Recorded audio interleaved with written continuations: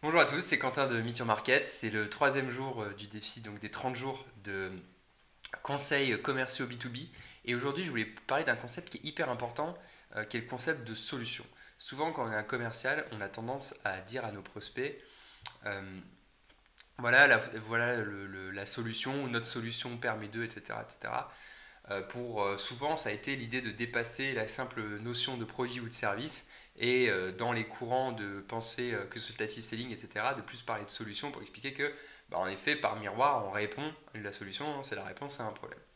Le problème avec ça, bien que ce soit bien intentionné, c'est que finalement, on oublie une chose qui peut tuer nos ventes, qui peut braquer le prospect, c'est que la seule personne, et ça va être une autre règle d'or, la seule personne qui est en mesure de dire qu'une solution en est une, d'affirmer qu'une solution en est une, finalement, c'est le prospect. Alors, dans l'absolu, c'est pas totalement vrai. C'est-à-dire que vous, en tant que commercial, vous êtes capable évidemment de trouver des solutions, notamment avec votre service, votre produit.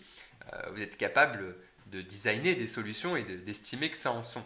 Mais ce qu'il ne faut pas oublier, c'est que c'est pas vous le client, c'est pas vous qui achetez, c'est pas vous qui avez le problème. Et en l'état, du coup, c'est pas à vous de décider que ce que vous proposez, c'est une solution. Tout ce que vous pouvez faire, c'est proposer des axes d'amélioration, esquisser tout au plus des solutions, mais celui qui doit la valider et dire ok, votre produit est une solution, c'est le prospect. Alors pourquoi je vous dis ça? Parce que on voit finalement trop de commerciaux qui, lorsqu'ils font leur discours, etc., dire on va vous aider à faire mieux votre comptabilité, on a une solution pour que vous travailliez plus vite, avant même de diagnostiquer un problème, avant même de connaître le client. Et le problème avec ça, c'est que, encore une fois, moi je le sais, c'est une forme d'excès d'enthousiasme et ce n'est que la manifestation du fait que le commercial croit en son produit. Mais le problème, c'est que le prospect va se dire mais tiens, c'est marrant parce que lui il affirme que c'est une solution, c'est un peu un discours automatique et j'ai encore rien dit sur moi, comment il peut savoir ça? Puis une forme d'ego aussi en jeu, bah, tu vois, t'es sympa commercial, t'arrives, tu me dis que t'as une solution pour moi alors qu'on n'a pas encore discuté. Donc c'est très important de ne pas rentrer dans ce schéma-là. Bah, en effet, pour que le prospect ne rentre pas dans cette case, tout le monde ne va pas avoir ce réflexe, mais pour les 20 ou 40% de prospects qui vont l'avoir, et sincèrement j'en fais partie, moi quand j'ai des commerciaux qui me vendent euh, du service ou du logiciel et qui commencent pour toujours à m'expliquer qu'ils ont une solution alors je n'aurais pas parlé de ce que j'avais, ça me met plutôt sur une position défensive et c'est dommage pour lui parce que du coup après je suis forcément un peu moins ouvert pour parler des problèmes, échanger et l'envisager effectivement en tant que solution, hein. Donc ce qu'il faut toujours, et c'est une philosophie générale qu'il faut avoir en tête, il faut toujours garder à l'esprit cette règle d'or: la seule personne qui peut parler de solution, qui peut valider une solution, c'est le prospect.